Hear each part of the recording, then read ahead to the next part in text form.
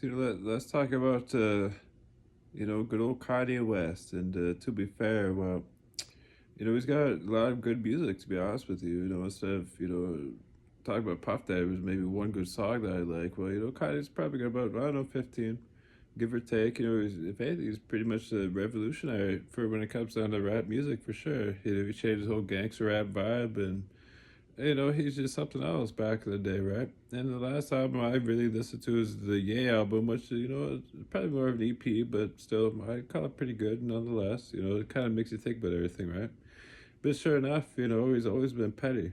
At least when it came down to losing certain awards, even though it really had nothing to do with him in certain cases.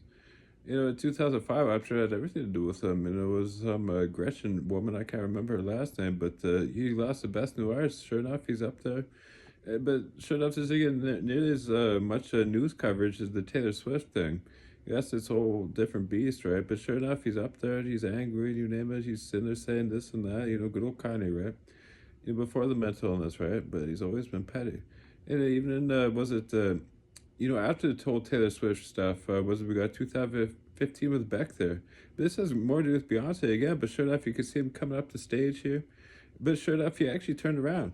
All of a sudden, you just see him, you could tell, you could see it coming, right? You're sitting here thinking, well, Kanye's going to do what Kanye does again, right? But sure enough, all of a sudden, he just turns around. He doesn't go up there. He's a funny guy at times.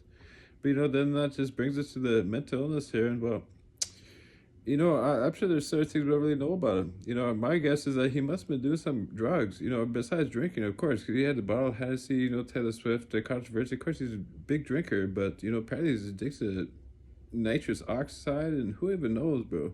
There's so much unknown about this stuff, but one thing I do know is that you're just not going to have bipolar out of nowhere, especially in your 40s. That's just not a thing, unless you're truly abusing your body and your brain. No question about it. And then, next, we got this whole White Lives Matter stuff. And, sure enough, compared to his later controversies, this whole shirt doesn't mean too much at this point. But sure enough, well, what? And don't get me wrong. But the whole thing is all lives matter. But imagine, a black guy wearing this stuff, White Lives Matter, is kind of weird. If you think about it. Then we got this whole slavery remark, and I got a different take on all this stuff. If anything, I could probably fill in the blanks for you, because just the way it sounded horrible, bro. It's all 400 years. This is a choice, right? Well, basically, he's trying to sit here and say is that you guys have the numbers, right?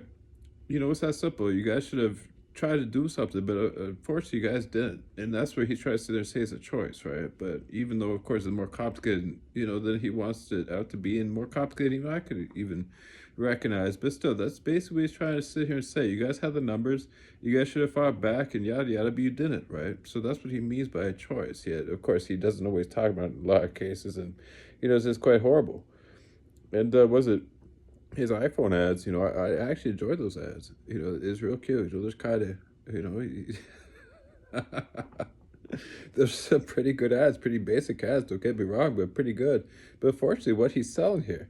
This is the problem here. You go to the website, sure enough, all of a sudden he's selling swastika shirts. Bro, let's pick up fucking 5 or 10, right? Just imagine, bro. Imagine seeing somebody, you got this white t-shirt, right? It's got a swastika on there. It's crazy, but it must have sold to somebody. There's no question about it. And then showed up, he got his infamous Twitter rants, and he just loses his mind, really. He's a Nazi, and just, oh my God, bro. But sure enough, it just gets worse from here, bro. And then, of course, we got this whole free Puff.